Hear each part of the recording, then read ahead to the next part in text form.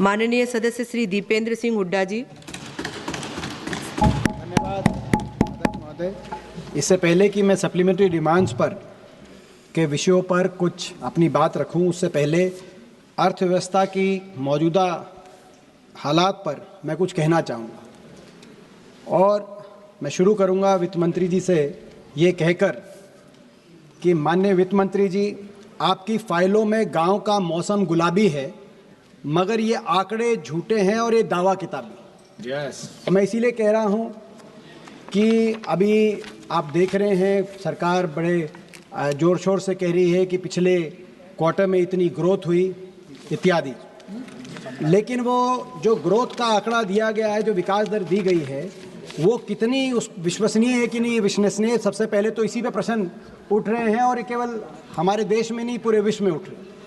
IMF ने सरकार की अकाउंटिंग को C ग्रेड देने का कार्य किया है मात्र 15 दिन पहले। तो यानी कि IMF प्रश्न चिन्ह उठा रहा है कि सरकार कैसे अकाउंटिंग करके ये ग्रोथ रेट विकास दर देश के सामने रख रही। IMF ही नहीं, बहुत से देश के अर्थशास्त्रियों ने कई बार ये पॉइंट आउट किया जब से नई सीरीज आई है कि ये जो सीरीज है ये NSO national statistics organisation income growth के ऊपर आधार करके ग्रोथ रेट और विकास दर देश के सामने रखती है, जबकि होना चाहिए एक्सपेंडिचर ग्रोथ। अगर US कन्वेंशन देखें, अमेरिकी इकोनॉमी और बाकी कई अर्थव्यवस्थाओं में एक्सपेंडिचर ग्रोथ के हिसाब से होता है। अगर इस क्वार्टर भी एक्सपेंडिचर ग्रोथ के हिसाब से हम अपनी इकोनॉमी का ग्रोथ रेट देखें तो 6.1% होना चाहिए, लेकिन आपने बहरहाल दूसरी तरीके से इसको कैलकुलेट किया। और हम आपकी भी माने, आपके दिए हुए आंकड़े माने, नई सीरीज के भी आंकड़े माने, तो भी प्रश्न चिन्ह लगता है इस विकास दर पर कि एक तरफ यूपीए के 10 वर्ष में औसतन विकास दर 8.1% हमारी अर्थव्यवस्था की थी। आपके दिए गए आंकड़ों के अनुसार भी आपके इन 11 वर्षों में वो औसत दर घटकर 5.75% तक पहुंची है। तो क्या ये इतनी क्या हर्षोल्लास की बात है कि नहीं है? रिकॉर्ड सरकार कह रही है, रिकॉर्ड हमारा विकास दर हुआ। रिकॉर्ड ये विकास दर का नहीं हुआ है, रिकॉर्ड कुछ और बने हैं और 78 साल के रिकॉर्ड लुढ़के हैं। मैं 78 साल यानी कि 8 दशक, मैं 8 रिकॉर्ड बताना चाहता हूं जो आपकी अर्थव्यवस्था की मौजूदा रिपोर्ट कार्ड आपके सामने पेश करेंगे। 78 वर्ष में अगर हमारी मुद्रा करेंसी अगर सबसे निम्नतम स्तर पे पहुंची है तो वित्त मंत्री जी आपके इस कार्यकाल में आज सबसे निम्न स्तर पे पहुंची है। मैं देख रहा था आपका बयान आया कि रुपया इतना नहीं गिरा जितना डॉलर मजबूत हुआ है। हम हरियाणा से आते हैं, कुश्ती खेलते हैं, तो वही बात होगी कि 2 पहलवान आपस में लड़े और जो हारा उसके पिता ये कह रहा है कि मेरा बेटा नहीं हारा, वो दूसरा ज़्यादा मजबूत था इसलिए हारा। डॉलर मजबूत हुआ है। लेकिन मैं ये भी आपको बताऊं, एशिया की बाकी करेंसीज की तुलना में, बाकी सभी करेंसीज की आप तुलना करिए, इंडोनेशिया रुपया, फिलीपींस का पीसो, पूरे एशिया की आप बाकी करेंसीज की तुलना में वर्स्ट परफॉर्मिंग करेंसी आज रुपया आपके समय साबित हुआ है। पहला रिकॉर्ड आपका बना है। दूसरा रिकॉर्ड आपका बना है, बधाई आपको दूसरे रिकॉर्ड की, करंट अकाउंट डेफिसिट, यानी कि व्यापार का घाटा, कितना निर्यात और कितना आयात है उसमें अगर करंट अकाउंट डेफिसिट 78 साल का सबसे ज़्यादा एक महीने का रिकॉर्ड किया गया है तो इस साल के अक्टूबर में 41.7 बिलियन डॉलर्स। ये रिकॉर्ड 78 साल का आपने दूसरा बनाने का कार्य किया। और यही नहीं, ये जो आज 1.3% GDP का करंट अकाउंट डेफिसिट है, अनुमानित अगले वर्ष ये बढ़कर 1.7% GDP का होने जा रहा है। तीसरा रिकॉर्ड आपने 78 साल का बनाया है इनइक्वालिटी में, गरीब और अमीर के बीच में अंतर में। कल ही एक प्रकाशित रिपोर्ट के अनुसार इस देश के 1% सबसे अमीर नागरिकों के हाथ में देश की 40% संपत्ति आई है और 65% देश की आय। 1% जो सबसे अमीर भारतीय हैं। ये गरीब और अमीर में असमानता का 78 साल का ही नहीं, 100 साल का रिकॉर्ड, 1922 से आंकड़े अर्थशास्त्री इन आंकड़ों को ध्यान देते हैं। 100 साल का गरीब और अमीर का अंतर आपने नया रिकॉर्ड बनाने का काम किया। एक और रिकॉर्ड जो पंकज चौधरी जी आपके MOS यहाँ पे उपस्थित हैं, उन द्वारा राज्यसभा में एक उत्तर दिया गया है, उनको बधाई भी देते हैं। उनका अच्छा आपकी पार्टी में पदोन्नति होने जा रही है। राज्यसभा में आपने उत्तर दिया कि पिछले 10 साल में 16 लाख करोड़ राइट ऑफ हो गया। और ये किसका राइट ऑफ हुआ? इसमें कॉर्पोरेट का राइट ऑफ हुआ, किसान का सब जानते हैं। यूपीए के समय हमने 78,000 करोड़ किसान का एक साथ कर्ज माफी किया था। आपके समय 16 लाख करोड़ पिछले 10 साल में। ये भी 78 साल का एक और रिकॉर्ड, चौथा रिकॉर्ड जिसको मैं कहूंगा। पांचवा रिकॉर्ड, हमारी देश की अर्थव्यवस्था में इतनी मोनोपोलीज और इतनी डियोपोलीज प्राइवेट सेक्टर को कभी नहीं मिली जितनी आपकी सरकार में। आज हम क्या देख रहे हैं?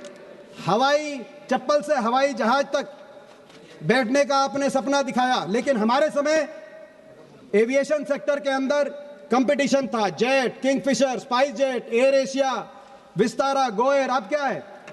65% मार्केट शेयर अकेला इंडिगो को और 26% एयर इंडिया को, दोनों मिला के 91% मार्केट शेयर। दोनों वो आपस में बात करके अगर रेट तय कर दें, हमारे देश के हवाई यात्री के पास कहीं पेटिशन का मौका नहीं।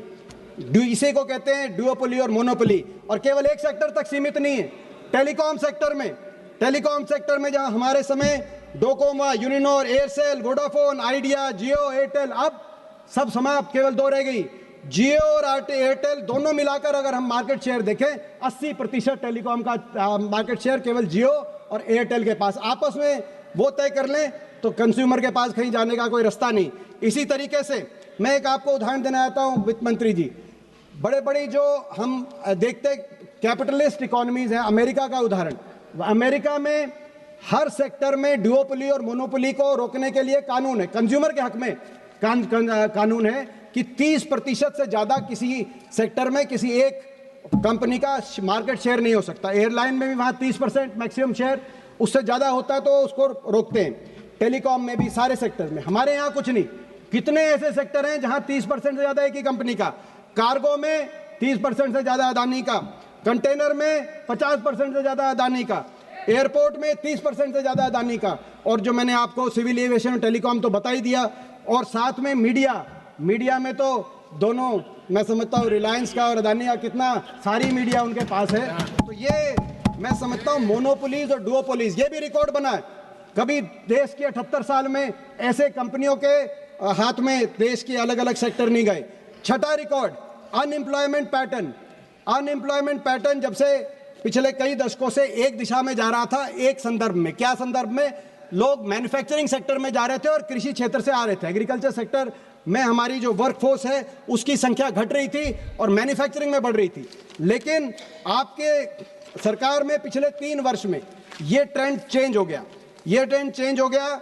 अगर पिछले 3 वर्ष में देखें तो मैन्युफैक्चरिंग सेक्टर में, जहां 2014 में यूपीए के टाइम में 12.8% लोग मैन्युफैक्चरिंग सेक्टर में काम करते थे, आज वो घटकर 11.5% ही मैन्युफैक्चरिंग सेक्टर में रह गए। और कृषि क्षेत्र के अंदर जो उस समय कृषि क्षेत्र में 42% 2014 में, आज वो बढ़कर 46% आ गए। यानी कि ये ट्रेंड बदल गया और लोग मैन्युफैक्चरिंग और सर्विस सेक्टर से वापस कृषि क्षेत्र के अंदर जो जा रहे हैं, ये मैं समझता हूँ बहुत चिंताजनक हमारे देश के लिए ये एक ट्रेंड है, जिसको जो मैन्युफैक्चरिंग सेक्टर को बढ़ाने देने की आप ये बात करते हैं।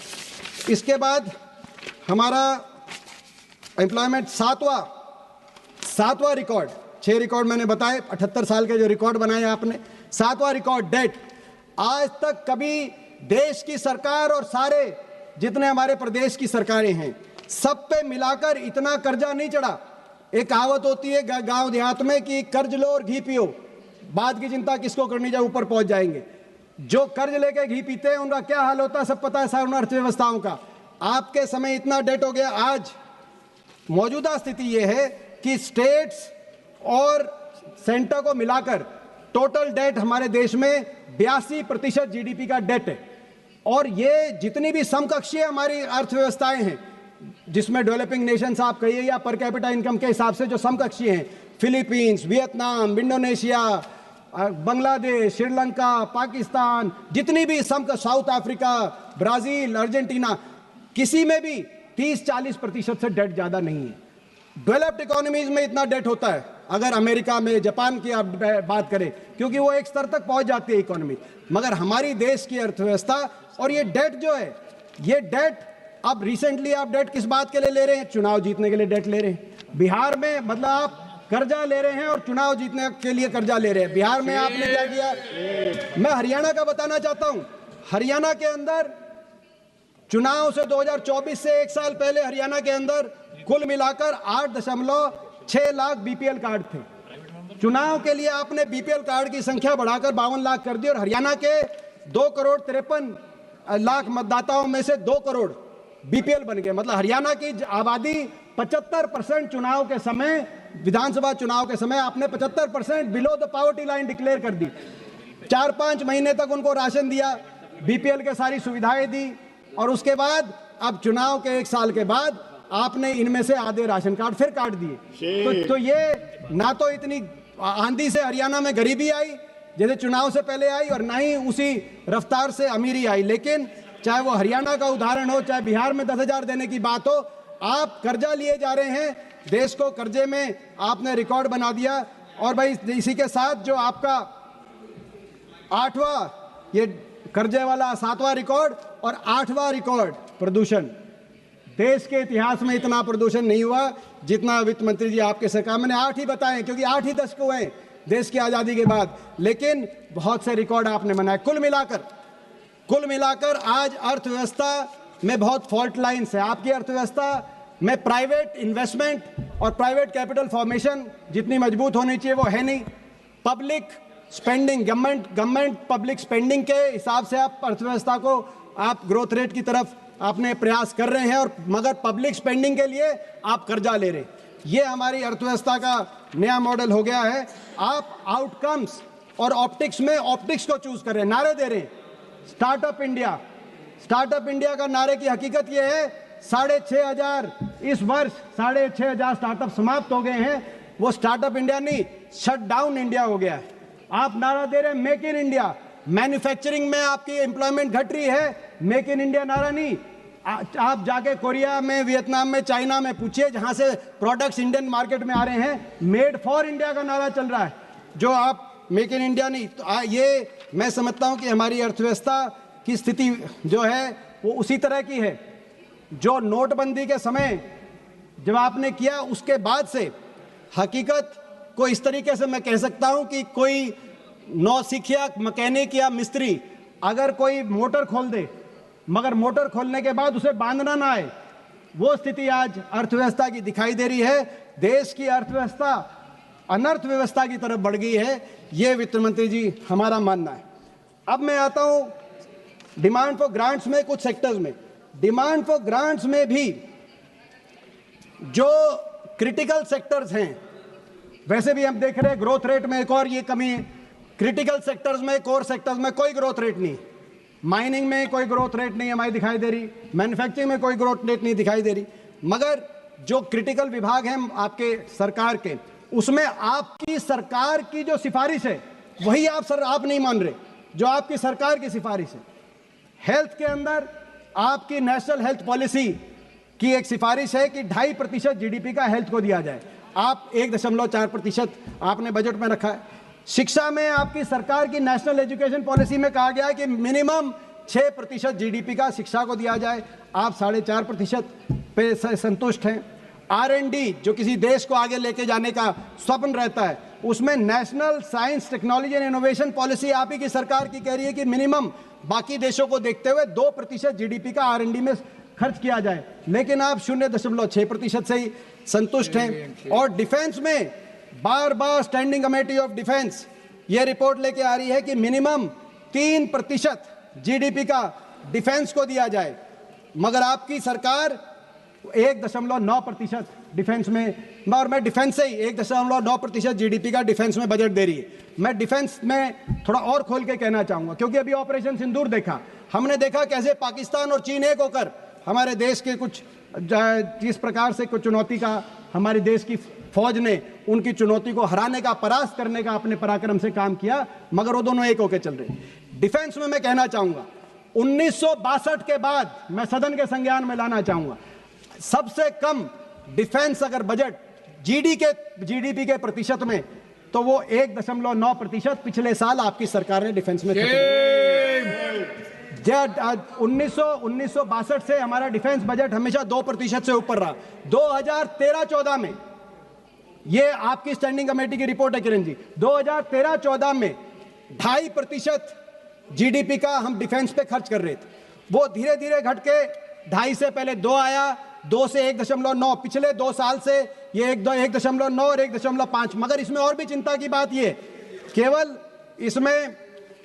केवल डिफेंस का बजट गिरावट आई है, वही नहीं, इसमें कैपिटल आउटफ्लो इसका 30% से भी कम है। जो मॉडर्नाइजेशन का आपको बजट चाहिए, उतना मॉडर्नाइजेशन का बजट नहीं। और रिपोर्ट कार्ड हम क्या दें? Air chief marshal AP Singh ने, एयर चीफ मार्शल ने क्या कहा? उन्होंने कहा कि टाइमलाइन बहुत बड़ा इशू है, समय से कोई प्रोजेक्ट पूरा नहीं हो पाता है और इसको हमें देखना ही पड़ेगा, हमारी सरकार भी इस पे उसको देखना ही पड़ेगा। हम कुछ ऐसा प्रॉमिस क्यों करते हैं जिसको पूरा ना कर पाए? आपके deputy chief of army staff Rahul Singh ने क्या कहा? उन्होंने कहा कि जो इक्विपमेंट जनवरी में डिलीवर होनी थी वो आज तक डिलीवर नहीं, अगर हो जाती तो ऑपरेशन सिंदूर में कहानी कुछ और होती। ये उन्होंने पब्लिक फोरम पे ये कहा। और आपका डिफेंस बजट आप घटा रहे हैं। और डिफेंस बजट में मैं एक और चीज कहूंगा, इसमें अग्निवीर जैसी योजना आप ले आए, जिसमें हमारी देश की फौज को कितना नुकसान हुआ है आप अंदाजा लगा सकते हैं कि फौज के। उसके साथ साथ मैं ये भी बताऊंगा कि एयरफोर्स मॉडर्नाइजेशन का बजट आपने घटा दिया।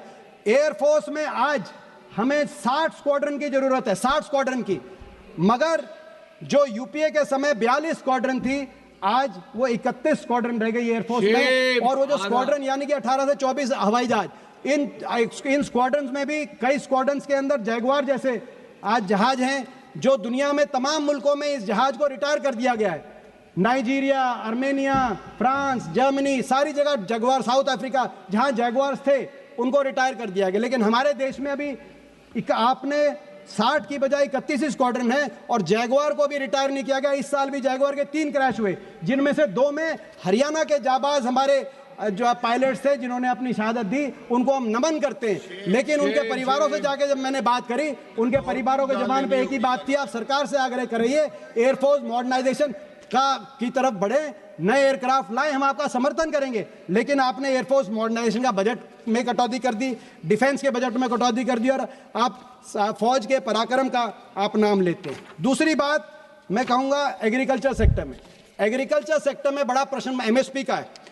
यूपीए के समय हमारी एमएसपी में पैडी, वीट दोनों में 12% और 13% की बढ़ोतरी हुई प्रति वर्ष औसतन, और दालों में चावल हो, मूंग हो 20% और 22% की औसतन बढ़ोतरी हुई प्रति वर्ष।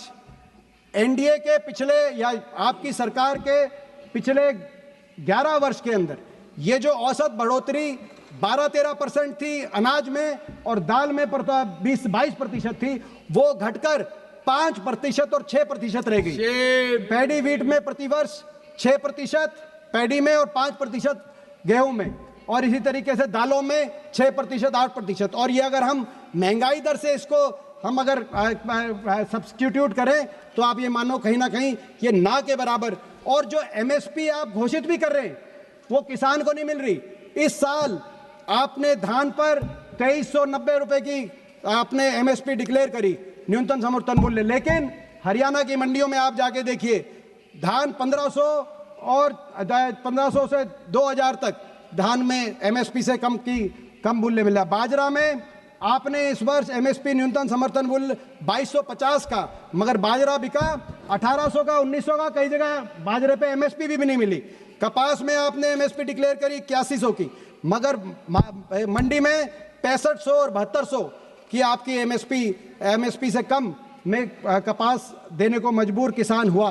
तो आज एमएसपी मिल नहीं रही, जितनी आप बढ़ा रहे हो जितना यूपीए के समय का था उससे आधे से कम आप बढ़ा रहे हो प्रति वर्ष, और जितनी बढ़ा के आप घोषित भी कर रहे हो कितने किसान को मिल रही है वो आपको हरियाणा का किसान बता देगा, बाकी देश का किसान बता देगा। खाद के लिए आप डिमांड्स पर ग्रांट में और लेके आए कि खाद आपको देंगे। मैं एक और बात कहना चाहूँ, आप आत्मनिर्भर की भारत की बात करते हैं, कपास की बता रहा हूँ। कपास में इस वर्ष आपने 11% की इंपोर्ट ड्यूटी खत्म कर दी कपास में।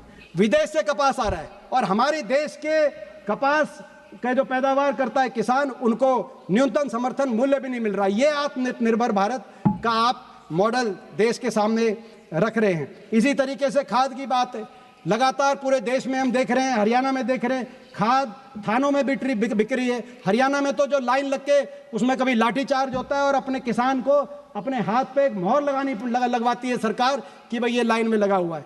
तो ये क्या जो है, मैं समझता हूँ कि कृषि क्षेत्र में दूसरी बात आती है मजदूर की, किसान और मजदूर। हमारे साथी ने एक प्रश्न पूछा था लोकसभा में, उसका कल जो है इस हफ्ते उसका उत्तर मिला। उस प्रश्न के अनुसार मनरेगा की क्या स्थिति है, मैंने किसान की बात करी, मैं मजदूर की भी बताऊंगा आपको। मनरेगा की स्थिति आप अंदाजा लगाएं, हरियाणा में 8 लाख मजदूरों ने रजिस्टर करा रखा है मनरेगा के लिए, मगर पिछले वर्ष मात्र 2100 मजदूरों को 100 दिन की पूरी मनरेगा को पे लिया गया है। तो आप अंदाजा लगाएं ये स्थिति। इसके बाद मैं तीसरा विषय लेना चाहूंगा स्पोर्ट्स का, खेल का। खेल में बड़े विडंबना है, किरण रिजिजू जी हमारे मंत्री, खेल के मंत्री भी रहे, वो भी सुने, बड़ी विडंबना है। जो खेलो इंडिया का बजट 3,500 करोड़ का बजट आपने लिया, उस बजट में कुल मिलाकर हरियाणा के बाटे 80 करोड़ आया, जो देश में सबसे कम। सबसे ज्यादा आया गुजरात के बाटे 600 करोड़ खेलो इंडिया का। और जो प्रदेश देश में सबसे ज्यादा मेडल लेके आता है, 50% ओलंपिक, एशियाई, कॉमनवेल्थ के खेल हरियाणा खिलाड़ी लेके आते हैं। खेलो इंडिया में सबसे कम बजट उनका और सबसे ज्यादा बजट आप ले रहे हैं गुजरात का। और कॉमनवेल्थ खेल कहाँ हो रहे हैं? गुजरात में। लाखों करोड़ वहां खर्चे जाएंगे अहमदाबाद में। और अब तो गृह मंत्री जी कह रहे हैं कि ओलंपिक खेल भी वहां कराएंगे। मेरी मांग है सरकार से कि इसमें हरियाणा को कोहोस्ट के रूप में लिया जाए। भूपेंद्र यादव जी यहाँ मौजूद हैं, उनसे भी मैं कहना चाहता हूँ, धर्मेंद्र जी भी प्रभारी रहे हरियाणा के, उनको भी पता हरियाणा के बारे में। हरियाणा को कोहोस्ट कम से कम आप लिए तो होस्ट कराना चाहिए था, ताकि ये लाखों करोड़ में से कुछ हरियाणा के खेल इंफ्रास्ट्रक्चर पे भी खर्च हो। आपने देखा हमारे खिलाड़ी कैसे बास्केटबॉल कोर्ट्स के अंदर हमारे खिलाड़ियों की जान तक जा रही है, इतना दुर्दशा है खेल ढांचे की। ताकि आने वाले समय में इतना आप निवेश करेंगे खेल ढांचे में, हरियाणा में आज 50% जो देश के मेडल लेके आता है प्रदेश, आने वाले समय में देश का और गौरव बढ़ाने का हरियाणा के खिलाड़ी करेंगे। क्या कहेंगे, ऐसी मेरी मांग है। बहुत सी बातें अन्य भी रखनी थी, मगर मैं अपनी बात को रैप अप करते हुए मैं ये कहना चाहूंगा कि मुझे याद है 2014 में जब एनडीए का पहला वर्ष था, अरुण जेटली जी, माननीय स्वर्गीय अरुण जेटली जी वित्त मंत्री थे। उन्होंने कहा, उनकी स्पीच मुझे याद है पहले बजट की, और उस समय उनकी बजट की स्पीच इसलिए याद है कि मैंने उस समय विपक्ष की तरफ से मैंने ही बजट स्पीच पे इनिशिएट किया था। बजट की उनकी स्पीच में उन्होंने कहा कि economy is ready to take off. तब 8% ग्रोथ थी एवरेज, जो अब घट के 5.5% आ गई, रेडी टू टेक ऑफ। और ये यूपीए के बंधनों से हमारी अर्थव्यवस्था मुक्त हो चुकी है और अब टेक ऑफ की तरफ जा रही। अब वो 11-12 साल में टेक ऑफ हुआ या अभी रनवे पे ही जहाज खड़ा है, वो हमारे एयरपोर्टों पे यात्रियों ने देख लिया, क्रैश लैंडिंग हो रहा है। वो क्या स्थिति बनी। वित्त मंत्री जी, आप इन विषयों पे ध्यान देंगे, मुझे पूरा विश्वास है। बहुत बहुत धन्यवाद।